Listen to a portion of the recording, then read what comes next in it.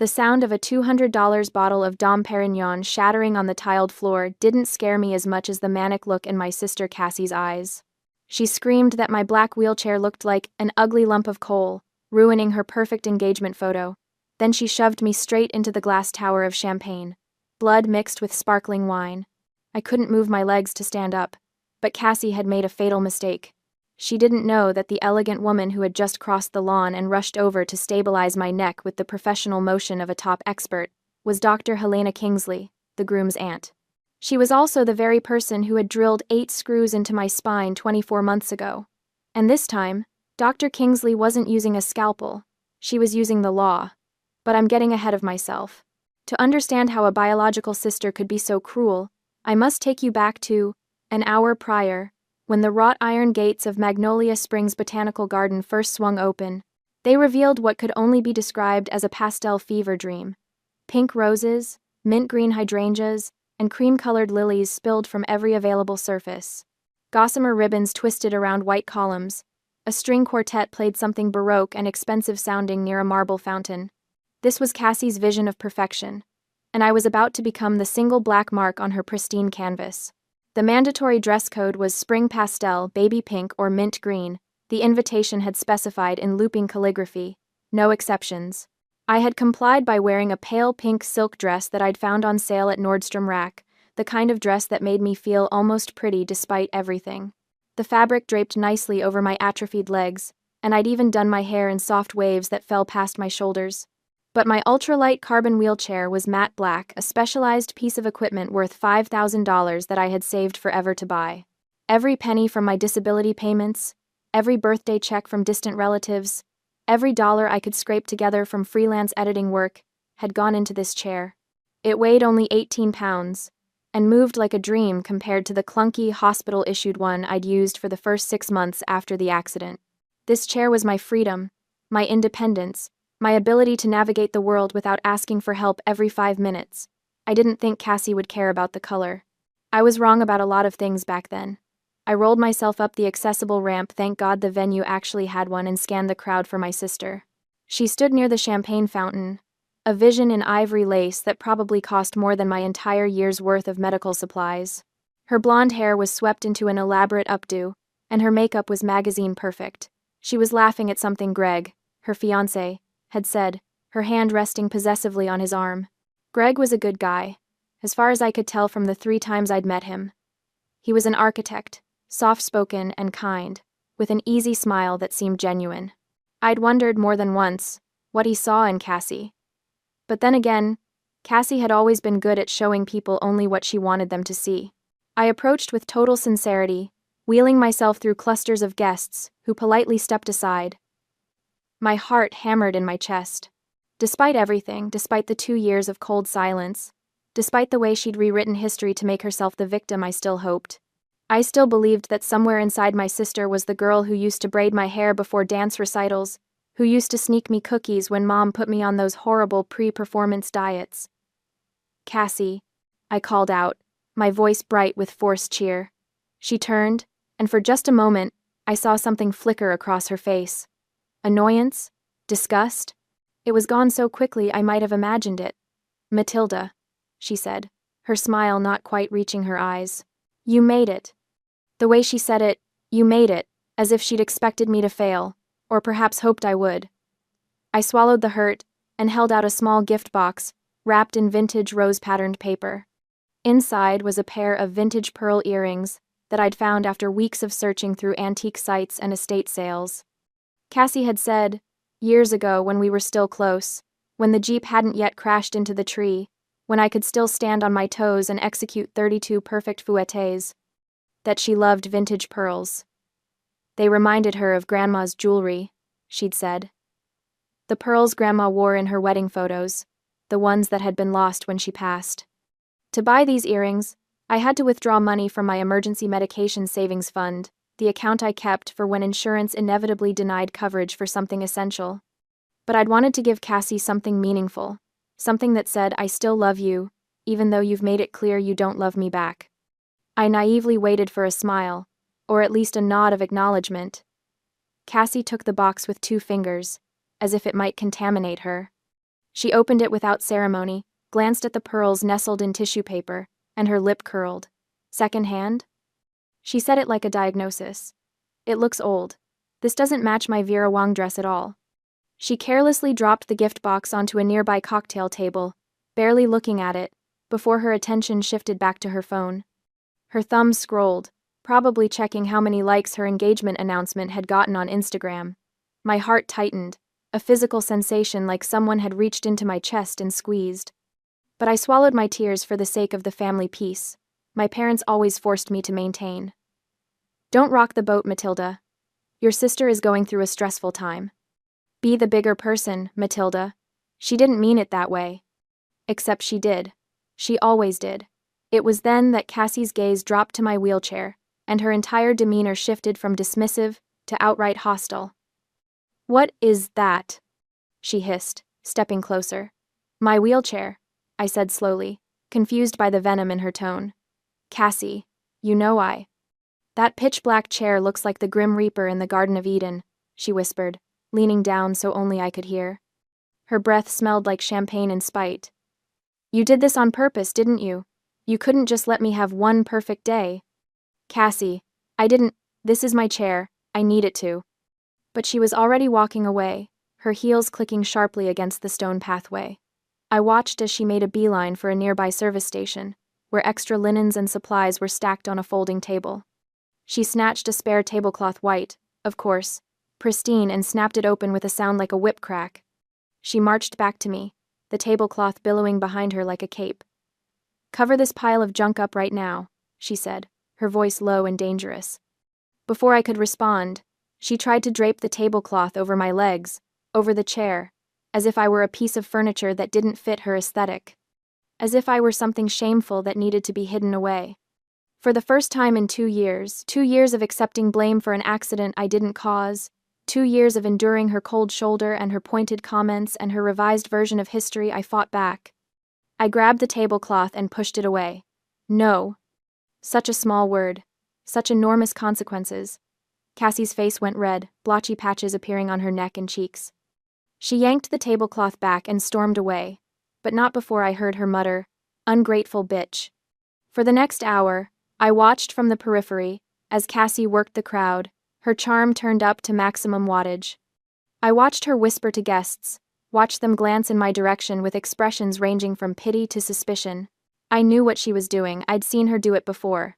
She was controlling the narrative, getting ahead of whatever story might emerge from our interaction. Later, I would learn exactly what she'd been telling people, that I had Munchausen syndrome, that I just loved sitting in that wheelchair for pity, but I was actually fine. That the accident from 2 years ago, the accident she caused while driving the Jeep and texting her ex-boyfriend before hitting a tree, wasn't nearly as bad as I made it out to be. That I was dramatic, attention-seeking, jealous of her happiness. She was using my tragedy to paint me as a liar in everyone's eyes. And the worst part? Some of them believed her. The engagement party continued around me like I was a rock in a stream, guests flowing past, occasionally glancing over, mostly pretending I wasn't there. I parked myself near the rose garden, away from the main festivities, and watched my sister float from group to group like some kind of pastel butterfly. Greg caught my eye once and started to come over, but Cassie intercepted him smoothly, threading her arm through his and redirecting him toward an elderly couple near the fountain. I wondered if he knew. If she'd told him the real story about the accident, or if he'd gotten the sanitized version, the one where I was the reckless one, the drunk one, the one who'd ruined everything. About an hour after the party started, a photographer appeared, some hipster guy with a man bun and expensive equipment. He started setting up near the main stage area, a raised platform decorated with what must have been $1,000 worth of peonies. "Family photos," Cassie announced, her voice cutting through the string quartet.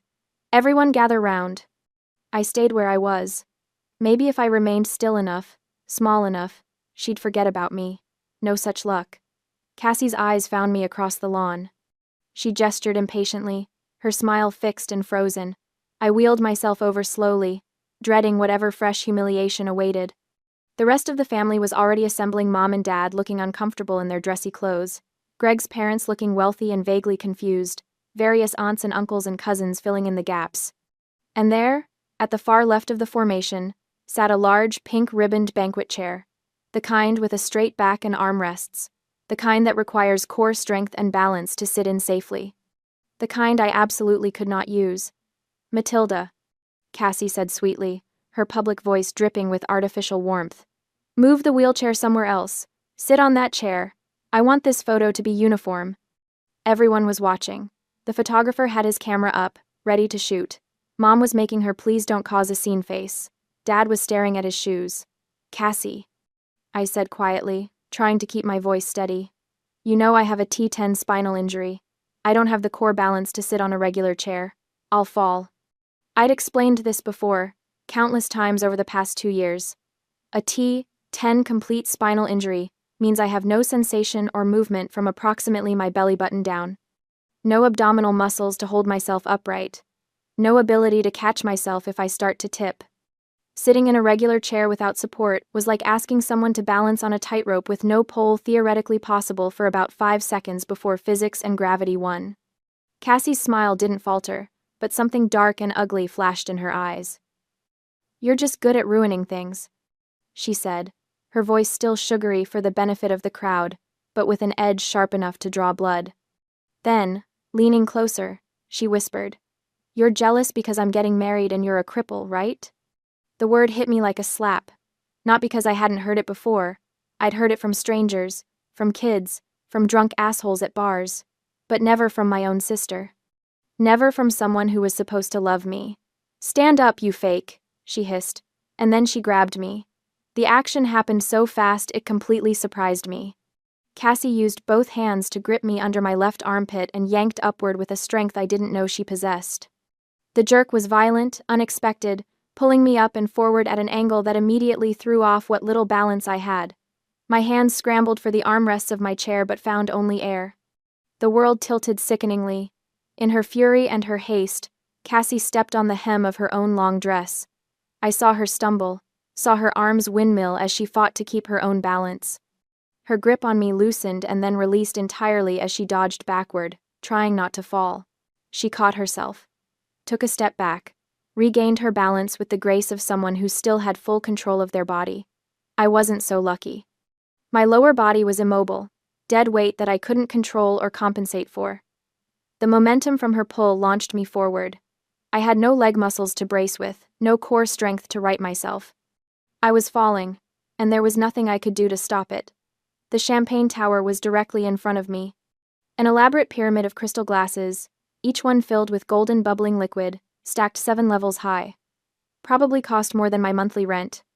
Definitely cost more than I was worth in Cassie's eyes.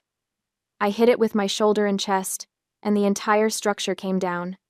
The sound was incredible, a cascading crash of breaking glass, like wind chimes made of violence. Hundreds of shards exploded outward. I felt them slice into my hands as I tried to break my fall. Felt them cut my face, my neck, my arms. Sharp pain bloomed across my skin in a dozen places. My head snapped to the side, hitting the tile floor hard enough to make my vision blur. The expensive bottle from the top of the pyramid, that $200 Dom Perignon that someone had placed there like a crown, fell onto my shoulder with a heavy thud before rolling away. Blood began to spread across the white tiles, mixing with champagne into a grotesque rosé.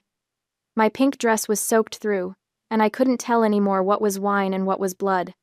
My hands looked like they'd been through a paper shredder, glass embedded in my palms and fingers. The entire garden went dead silent. No music, no chatter. Just the sound of champagne still dripping from the edge of the platform, and my own ragged breathing. I lay there, unable to move, afraid to move. My neck hurt. My head was ringing. And somewhere above me, I heard Cassie's voice, high and hysterical. "Oh my God! My $5,000 dress. You ruined my party." Not, "Are you okay?" Not, "Someone help her. Stand up right now." I couldn't see her. My angle on the floor gave me a view of mostly chair legs and horrified faces, but I could hear her perfectly. Could hear the absolute lack of concern, the narcissistic focus on herself, on her party, on her dress. Someone gasped. Several people started to move forward, to help, but a voice cut through the chaos like a knife. "Stand still, don't anyone touch her." The voice was female, authoritative, The kind of voice you obeyed without question. Through my blurred vision, I saw a woman drop her Gucci handbag onto the grass and push past a waiter. She moved with purpose, with the confidence of someone who knew exactly what to do in an emergency. She knelt beside me in the puddle of wine and blood, not caring about her elegant cream-colored pantsuit. Her hands were gentle but firm as she placed them on either side of my head, stabilizing my neck in the standard medical C-spine technique. "Listen to me carefully," she said, her voice calm and professional. "Don't try to move. Don't turn your head. I'm going to hold you steady until the paramedics arrive." I knew that voice. Dr. Helena Kingsley, Greg's aunt, the chief of neurosurgery at Mount Sinai Hospital, the woman who had saved my life 24 months ago. Dr. Kingsley looked up, her sharp gaze finding Greg in the crowd. "Call 911 immediately. Report a spinal injury and assault. Request police and an ambulance. Right now." "Assault?" Cassie's voice went shrill. "What are you talking about? She fell. It was an accident." But Dr. Kingsley wasn't looking at Cassie. She was looking at me, and something in her expression, a mix of recognition and fury, told me she knew exactly who I was. She'd known the moment she saw me fall. "Matilda Wells," she said softly, "just for me. I know you. I'm going to take care of you. You're safe now." And despite the pain, despite the blood, despite everything, I felt something inside me finally break free. I wasn't alone anymore. The minutes that followed existed in a strange, disconnected bubble. Time moved differently when you were lying on the ground, held immobile by the steady hands of someone who knew exactly how fragile your spine was. I could hear everything, every whispered conversation, every shocked gasp, every click of a camera phone, but I couldn't react, couldn't turn my head, could only stare up at the perfect blue sky and the lacework of tree branches above me while Dr. Kingsley maintained her grip. "You're doing great, Matilda," she said quietly. "Keep breathing. Slow and steady. That's it." Somewhere to my right, Cassie was spiraling. "Aunt Helena, you're overreacting." Her voice had that particular quality of panic that came when a narcissist realized they were losing control of the narrative. "She's faking it. She can walk. She's just acting to ruin my day." Dr. Kingsley's hands didn't move from my head, but her voice could have frozen nitrogen. "Miss Wells," she said, loudly enough for everyone to hear. "I am the one who personally drilled 8 pedicle screws into your sister's T10 and T11 vertebrae 24 months ago at Mount Sinai Hospital. I know the structure of her shattered bones better than she does herself." A collective intake of breath from the crowd. I couldn't see their faces, but I could imagine them, the slow realization, the pieces clicking into place. "Do you want to debate medical knowledge with the chief of neurosurgery, Dr. Kingsley continued, her tone making it clear this was not actually a question. Silence from Cassie. Blessed, beautiful silence. The confirmation from a top medical expert carried more weight than any of Cassie's lies ever could. All of her whispered rumors throughout the party about Munchausen syndrome, about faking, about seeking attention collapsed like the champagne tower, shattered just as completely. From my position on the ground, I could see some of the guests more clearly now. An elderly woman I didn't recognize had her hand over her mouth, tears in her eyes. A younger couple stood frozen, the man with his arm protectively around the woman, and there, at the edge of my vision, was Greg. His face had gone completely white, his expression shell-shocked. Cassie stood frozen, her perfect updo starting to come undone, her $5,000 dress stained with champagne and, I noted, with a dark satisfaction, a few drops of my blood. Around us, whispers rippled through the crowd like wind through grass. "Did you see what she did? She pulled her right out of the wheelchair. That poor girl. Will she be okay? Someone said the sister was texting during the car accident too. Is it true? Did she really cause it?" As for me, lying there amidst the pain and chaos, glass still embedded in my skin, blood drying sticky on my face, I thought, I'm still alive. How could it get any worse? It was almost funny, in a dark way. Surviving a horrific Jeep crash that had killed my ballet dreams and my future, that had left me with 8 screws holding my spine together and no feeling below my waist, had given me a certain calmness. An absolute experience in sensing survival. I'd already faced the worst thing I could imagine. Everything after that was just details. But this public revelation, this exposure of Cassie's true nature, this was something new. something that felt almost like justice. The sound of sirens cut through the garden, growing louder. Within minutes, paramedics were surrounding me, their movements efficient and practiced. They worked in tandem with Dr. Kingsley, who gave them a rapid-fire assessment of my condition and medical history. T10 complete, hardware in place, recent trauma to the head and cervical spine, she rattled off. Multiple lacerations, possible concussion. I want her in a collar and on a backboard, and someone call ahead to County General, tell them Helena Kingsley is accompanying the patient, and I want imaging immediately. The paramedics didn't question her. When a neurosurgeon gave orders, you followed them. They applied a rigid neck brace, carefully rolled me onto a backboard, and secured me with straps. Every movement sent fresh waves of pain through my cuts, but I bit my lip and stayed quiet. I'd had worse. I'd survived worse. As they lifted me onto the stretcher, I finally got a full view of the scene. The demolished champagne tower, the blood-soaked tile, the scattered shards of crystal catching the afternoon sun like diamonds. And the guests, at least 50 of them, all staring with varying expressions of horror, pity, and morbid fascination. This was supposed to be Cassie's perfect day, her moment in the spotlight. Instead, it had become her exposure. 2 police officers had arrived with the ambulance, and I watched as they approached Cassie. One of them, a woman with her hair pulled back in a severe bun, pulled out a notepad. "Ma'am, we need to ask you some questions about the incident." Cassie's face was a mask of barely contained panic. "It was an accident. I was just trying to help her sit down for the photo. She's my sister. I would never." I saw what happened. The voice came from an older man in a gray suit, someone I recognized vaguely as one of Greg's business associates. He stepped forward, his expression grave. I was standing less than 2 meters away. He said, his voice clear and firm, "My name is Lucas Chambers. I clearly saw her." He nodded toward Cassie. "Use both hands to grab her sister and pull hard with intent. That was not accidental or a slip of the hand. She deliberately caused this girl to fall. That is assault." The testimony of this independent witness was ironclad evidence. An unbiased observer, a respected businessman, someone with no reason to lie and every reason to stay out of family drama. His words carried the weight of truth. The female police officer's expression hardened.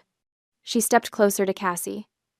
"Ma'am, given the witness testimony and the victim's injuries, you need to come with us to the station for questioning regarding an assault charge." "What? No!" Cassie shrieked, backing away. "You can't take me! It's my engagement party! Get away from me!" She swatted at the officer's hand, hysterical now, her entitlement overriding any sense of self-preservation. "Greg, tell them to stop." "Ma'am, stop resisting," the officer commanded. When Cassie tried to turn and run toward the house, the officers moved instantly. They grabbed her arms, spinning her around. The handcuffs clicked into place, and Cassie started to cry. Not delicate tears that could be dabbed away with a tissue, ugly, snotty sobs that made her mascara run in black rivers down her face. Her magnificent pastel dress, the one that had cost $5,000, was now stained with wine and blood and ruined beyond repair.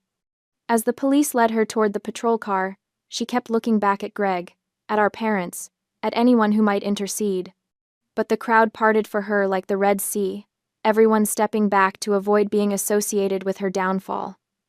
Most importantly, Greg stood silent. He didn't defend her, didn't argue with the police, didn't proclaim her innocence or beg them to let her go. He and his family turned their backs on Cassie. That was the moment I realized my first emotional release. She was no longer untouchable. For 24 months, Cassie had been protected by the family narrative. By Mom and Dad's insistence that we keep the peace. By their willingness to sacrifice my truth for her comfort. By their enabling of her narcissism and their enforcement of my silence. But this was public. This was witnessed. This was documented. This was finally real. As the paramedics loaded my stretcher into the ambulance, I caught one last glimpse of the botanical garden, the pastel nightmare, now splattered with blood and broken glass. The guests, shocked and whispering. My parents, huddled together, their faces pale. And Cassie, being pushed into the back of a police car, her perfect day shattered as completely as that champagne tower. "Doctor!" Kingsley climbed into the ambulance with me, still in her blood-stained cream pantsuit. "I'm coming with you," she said, in a tone that brooked no argument. "We're going to make sure you're okay, and then we're going to make sure justice is served." The ambulance doors closed, and we pulled away to the sound of sirens. I closed my eyes and let out a breath I didn't know I'd been holding. She was no longer untouchable. 2 days after the engagement party, I lay in a private recovery room at Charleston County General, a concussion protocol band around my wrist, and approximately 30 stitches holding my skin together. The imaging had come back clean, no new spinal damage, thank God. Just the soft tissue injuries and the head trauma. Doctor. Kingsley had pulled strings to get me the private room, refusing to let me be placed in a shared ward where reporters might find me. Because yes, there were reporters. Society bride assaults, disabled sister at engagement party had made the local news. Someone had filmed the whole thing on their phone, and while the video was shaky and cut off right before I hit the champagne tower, it clearly showed Cassie grabbing me and pulling. The news stations had blurred my face, but not Cassie's. Her breakdown, her arrest, her ruined dress, all of it captured in high definition and shared thousands of times. The story had everything: wealth, family drama, a disabled victim, and a villain in an expensive dress. The internet was having a field day. I should have felt vindicated, triumphant. Something. Instead, I mostly felt tired. The hospital room door opened, and I expected a nurse. Instead, Greg walked in, looking like he hadn't slept in days. His suit was wrinkled, his hair uncombed, and he had the kind of haunted expression that came from having your entire worldview shattered. "Matilda," he said, his voice hoarse. "I am so sorry. I didn't know. I swear to God I didn't know." I believed him. Greg was many things, but he wasn't a good liar. If he'd known the truth about Cassie, about the accident, about any of it, it would have shown on his face every time he looked at me. "She told me you were drunk," he continued, pulling a chair close to the bed. "That you crashed the car into a tree going too fast, that you were lucky to survive, that she'd tried to stop you from driving but you wouldn't listen," she said. His voice cracked. "She said you blamed her to avoid taking responsibility." The revised history, the sanitized version. I'd heard it so many times from my parents that I almost believed it myself sometimes. "I wasn't drunk," I said quietly. "I don't drink. I never have. Ballet dancers don't." "I know that now," Greg said. "I know a lot of things now." The door opened again, and this time it was Dr. Kingsley, carrying a manila folder. She'd changed out of her ruined pantsuit and into fresh clothes, but she still looked like she was ready for battle. "Greg," she said, nodding at her nephew. "Good, you're here. Matilda, I have something to show both of you." She opened the folder and pulled out several pages. Medical records, I realized. The ones from my original surgery. 24 months ago. "Doctor," Kingsley began, her voice taking on the clinical tone of someone presenting evidence, "I performed an emergency spinal fusion surgery on Matilda Wells. She was brought in by ambulance after a single-car accident. The vehicle, a Jeep Wrangler, had hit a tree at approximately 40 miles per hour. She handed one page to Greg. "This is the toxicology report. It shows Matilda's blood alcohol level at the time of the accident." Greg read it, his eyes widening. 0.0, completely sober. The police report indicated that the driver, Cassandra Wells, had been texting while driving. She lost control on a curve. "Doctor." Kingsley's expression was carved from ice. Matilda was in the passenger seat. She never touched the wheel. "Wait," Greg said. "Cassie was driving?" "Cassie was driving," I confirmed. "She was texting her ex-boyfriend, the one before you. They were having some kind of fight about whether they were really broken up or just on a break. She kept looking at her phone instead of the road. I told her to stop, to pull over, but she said she had it under control." The memory was crystalline, preserved in perfect detail. The blue glow of the phone screen, Cassie's thumb typing furiously, my own voice saying, "Cass, please, watch the road."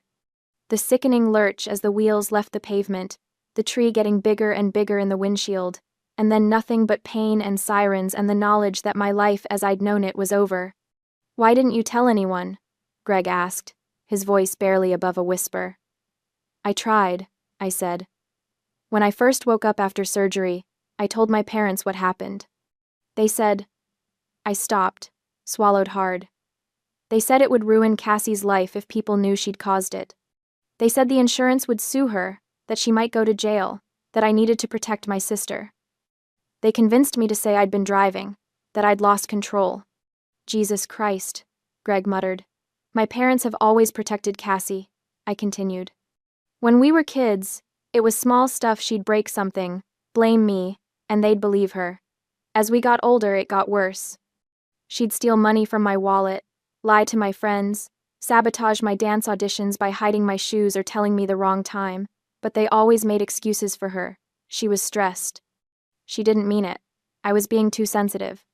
Dr. Kingsley closed the folder with a sharp snap. What Cassie did at that engagement party was assault.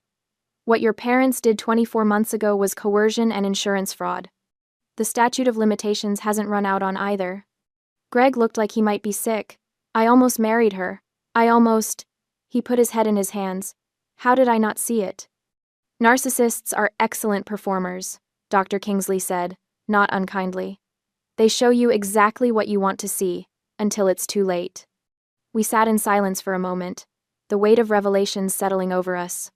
I could see Greg processing, reevaluating every moment of his relationship with Cassie through this new lens.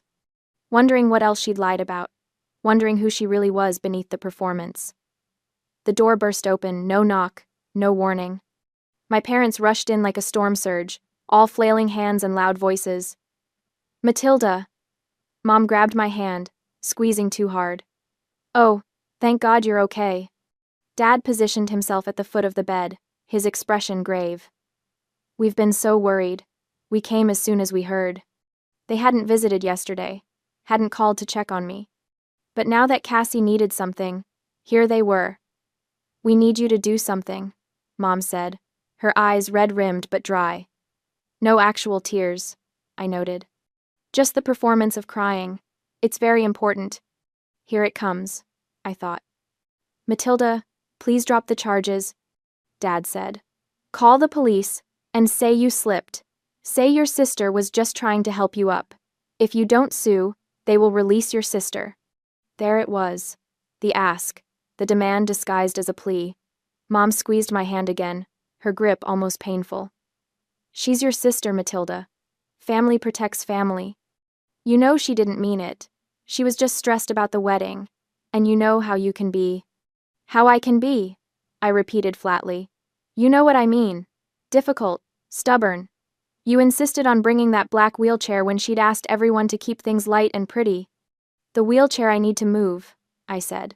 Well, yes, but you could have tried harder to match the color scheme, maybe put some ribbons on it or something. And then to refuse to sit in the chair for the photo when she was just trying to include you. I pulled my hand away from Mom's grip. She assaulted me. There's video. There are witnesses. Witnesses can be mistaken, Dad said quickly. It all happened so fast. People see what they want to see. This was the moment of false defeat. I let my expression crumble, let myself look weak and overwhelmed. I shook my head wearily, feigning helplessness. Mom, Dad, I said, my voice thin and tired. This isn't about what I want anymore. The police have the video, the witnesses, the medical examiner's report. This is a criminal case between the state and Cassie. I am not the judge. I don't control what happens now. It was true, technically. Once assault charges were filed by the state, the victim couldn't just make them disappear. But my parents didn't understand the legal system well enough to know that. They thought everything could be fixed with the right words, the right pressure, the right manipulation. My parents exchanged a look, and I could see the wheels turning. They thought I was powerless, that the problem lay only with the witness and the law, not with my will. They thought they had found a loophole. We understand, Mom said, patting my arm with forced sympathy. You're tired. You've been through so much. We'll let you rest. They left without asking how I was feeling, without apologizing for what Cassie had done, without acknowledging that their golden child had publicly assaulted their other daughter at an engagement party. Greg, who had remained silent during their visit, stared at the closed door. Are they serious? He asked. They want you to lie for her? After everything? They always want me to lie for her, I said simply. Dr. Kingsley, who had also stayed quiet, now moved to the window. She pulled out her phone and made a call. Richard? Helena Kingsley. I need you to do something for me. There's a witness to an assault case, the engagement party incident you've been hearing about.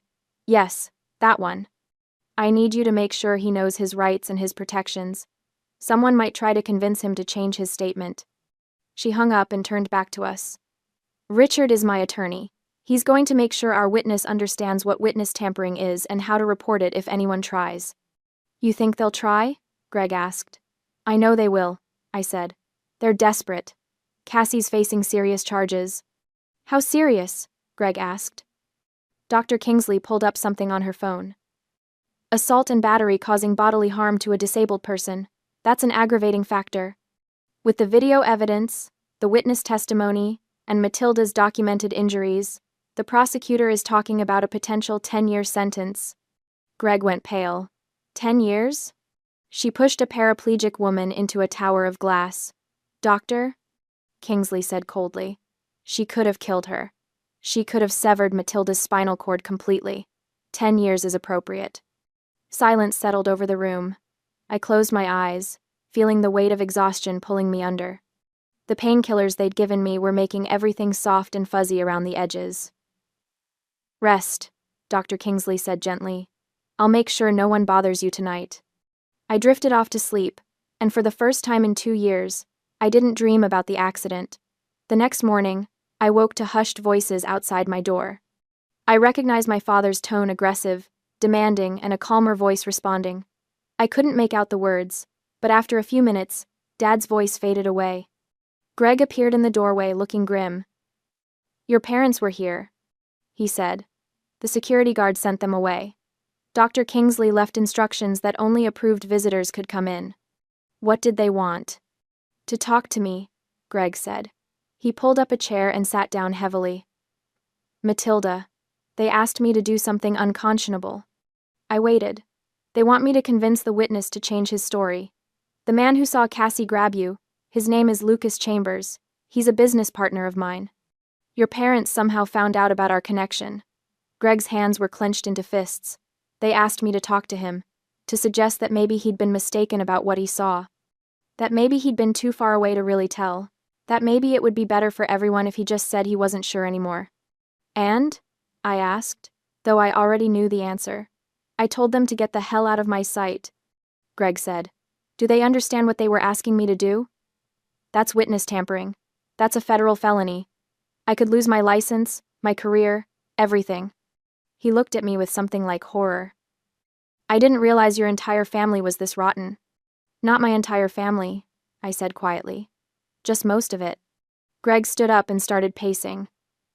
I've already called Lucas.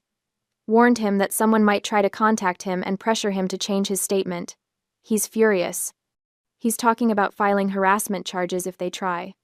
They will try, I said. They'll find a way. They always do. But even as I said it, I felt a small spark of hope, because this time, they were trapped. This time, there were too many witnesses, too much evidence, too many people who knew the truth. This time, their usual tactics wouldn't work. They had taken the bait. They had just single-handedly drowned their last hope. Greg left around noon, promising to return later with real food because hospital food is criminal. Doctor. Kingsley stopped by to check my stitches and declare me healing nicely, which in doctor speak meant I looked like I'd lost a fight with a blender but wouldn't die from it. I was alone, staring at the ceiling and contemplating the strange turns life takes, when my phone rang. Unknown number. Miss Wells? This is Jennifer Hart from Hartwell and Associates. I'm the attorney who's been assigned to your case. My case? The assault case against your sister, Cassandra Wells. I wanted to touch base with you about the proceedings and discuss some developments. I sat up straighter, ignoring the pull of stitches. What kind of developments? Your sister's defense attorney reached out this morning. They'd like to negotiate a plea deal. My heart started pounding. What kind of plea deal? They're concerned about the strength of the prosecution's case. The video evidence is damning, the witness testimony is solid, and the aggravating factors assault on a disabled person, causing serious bodily injury, mean your sister is looking at significant prison time, if this goes to trial. How much time? The prosecutor is confident they can get 10 years, maybe more. given the public nature of the assault and the clear premeditation. 10 years. A decade of Cassie's life. She'd be 41 when she got out. Middle-aged. Her youth, her beauty, her prime years all spent in a cell. I should have felt triumphant. Vindicated. Instead, I felt complicated. What are they offering? I asked. If you agree to submit a victim impact statement requesting leniency, and if you're willing to tell the judge that you believe your sister can be rehabilitated, they're willing to plead guilty to a reduced charge, aggravated assault, instead of assault with intent to cause serious bodily harm. With your statement and a guilty plea, she'd likely serve 2 years. Maybe less with good behavior. 2 years instead of 10. Still prison, still consequences, but not life-destroying. There's a catch, miss. Hart continued. They want restitution. Full restitution for your medical expenses, pain and suffering, and punitive damages. They're proposing a total of $420,000. I nearly dropped the phone. $420,000? Your medical bills from the current hospitalization alone are close to $60,000. Add in the lost wages, the therapy you'll need, the pain and suffering from the assault itself, and punitive damages for the emotional distress. It's actually quite reasonable. Some lawyers would push for double that. But my parents, they don't have that kind of money. That's their problem, not yours, miss. Hart said calmly. If they want this plea deal, they pay. If they don't pay, we go to trial, and your sister does the full 10 years. When would they need to pay by? The preliminary hearing is scheduled for next week. They'd need to wire the full amount into our trust account before that hearing. 7 days from now. 7 days to come up with $420,000. It was impossible.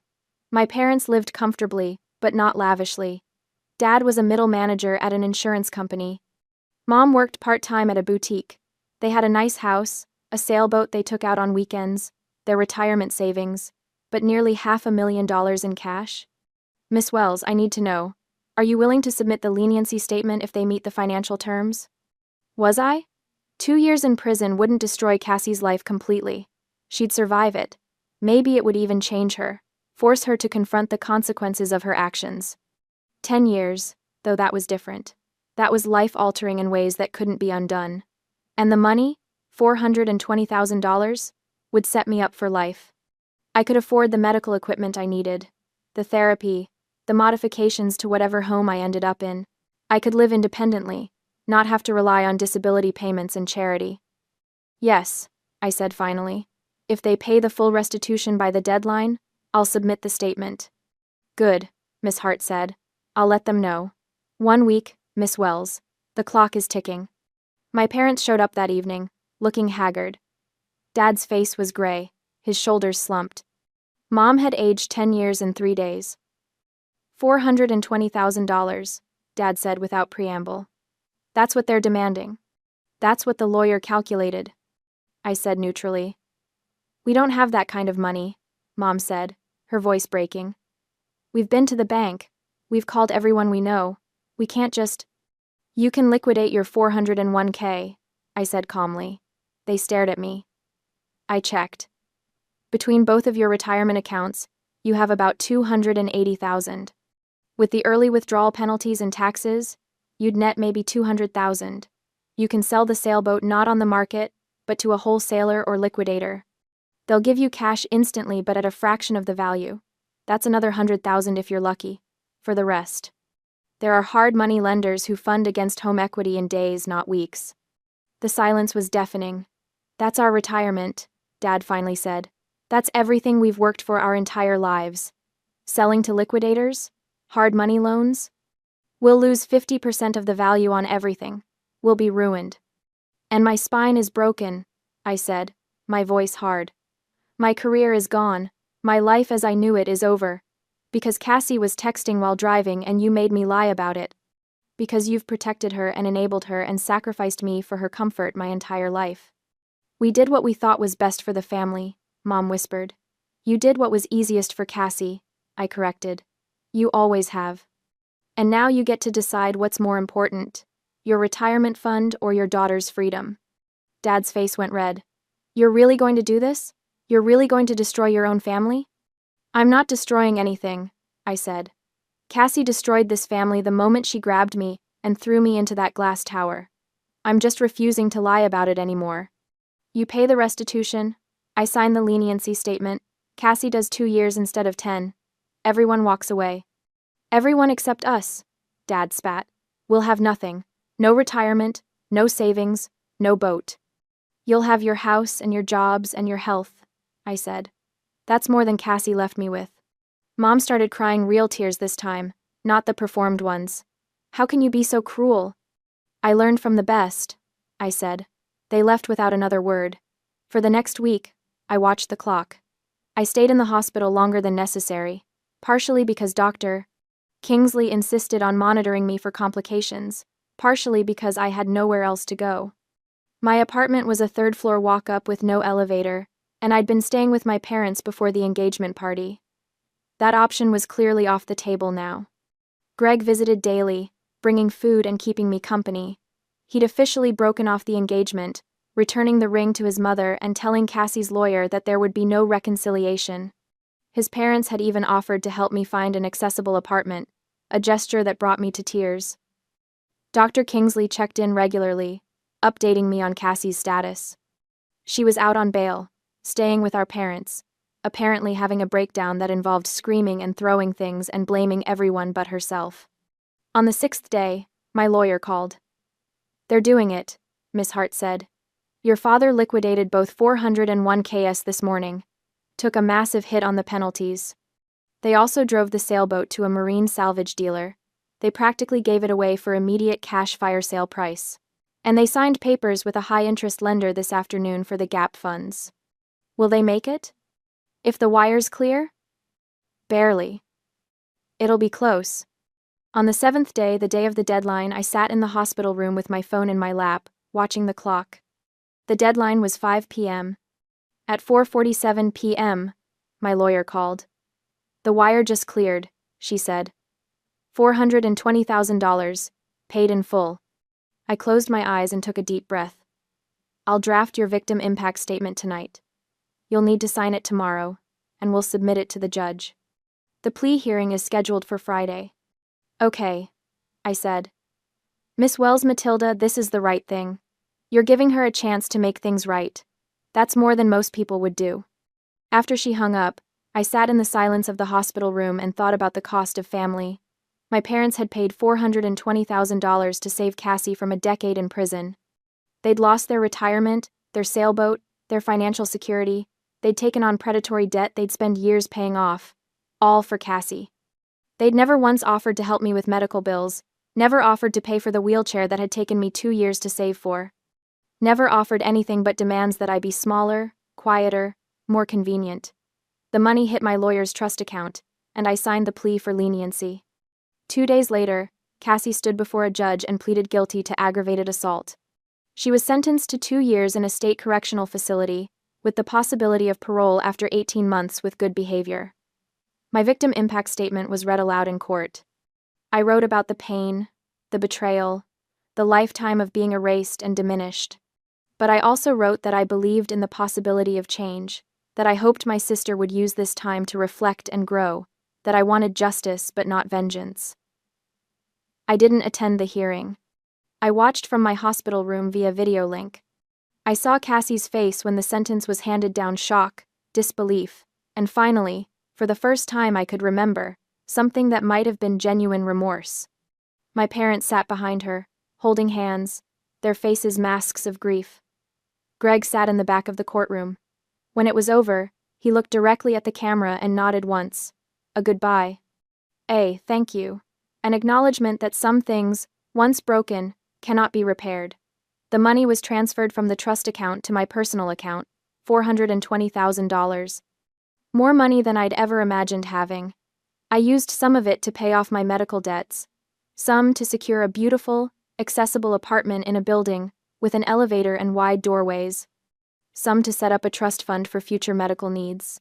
And then I did something I'd never thought I'd have the courage to do. I cut off all contact with my parents. I blocked their numbers. Returned their letters unopened. When they showed up at my new apartment, I didn't answer the door. They'd made their choice. They'd always made their choice. Now I was making mine. I took that money, and I started a new life. 18 months have passed since the courtroom gavel fell, and today, I'm sitting on a sun-drenched beach in the south of France. For the first time in 42 months, I don't feel like I'm drowning. The Mediterranean stretches out before me, impossibly blue, the kind of color that doesn't exist in Charleston. The sand is warm beneath my left hand where I've braced myself against the wheelchair. My matte black carbon chair, the same one Cassie tried to hide under that goddamn tablecloth, sits proudly in the sunlight now. I'm not hiding anymore. The $420,000 restitution money changed everything. Not because money fixes paralysis, it doesn't, and anyone who tells you otherwise is selling something, but because it bought me choices. Real choices. Not the scraps my family used to offer me with their pitying smiles and their, maybe next year, Matilda, promises. I used a significant portion of it to fund experimental treatment at the Zurich Neuroscience Research Institute, cutting-edge neural chip implant technology. The kind of thing that makes neurologists either excited or skeptical, with very little middle ground. Dr. Kingsley, bless her pragmatic heart, had given me the contact information with a simple, "It's worth trying. No guarantees, but the research is promising." The medical result wasn't some miraculous stand-up-and-walk moment like you see in the movies. Recovery never works that way, no matter what the Hallmark Channel tells you. But 3 weeks ago, during one of my focused visualization exercises, something happened. My right big toe twitched, just slightly, barely a millimeter of movement. But I felt it, a tingling current of electricity that ran down my calf, following neural pathways that had been dark and silent for 42 agonizing months. The first real sensation, below my T10 injury since the Jeep rolled. I had stared at my foot for a full minute, convinced I'd imagined it. Then I did it again, and again. Each time, that tiny twitch, that whisper of reconnection between my brain and my body.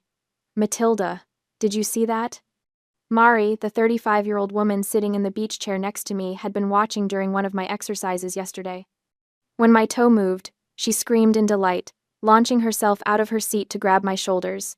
She hugged me so tightly I couldn't breathe, crying even louder than I was.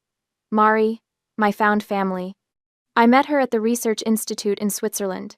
She'd been volunteering there, helping patients navigate the foreign medical system, translating German medical jargon into understandable English, and generally being the kind of human that restores your faith in humanity. She told me she'd cared for her paralyzed sister for 10 years before she passed away from complications. When she met me, Mari said I reminded her of her sister. Same stubborn determination, same dark humor about our circumstances, same refusal to be defined by our limitations. For me, Mari filled a void I didn't even know how desperately I needed filled. She became the caring, understanding, protective sister I never had, the sister Cassie could never be. My phone vibrates in the bag hanging off my wheelchair. I almost ignore it. I've gotten good at ignoring things that don't serve me, but something makes me check. An email from Mom. The subject line is empty, but there's an attachment. A photo of a handwritten letter. My stomach tightens as I open it.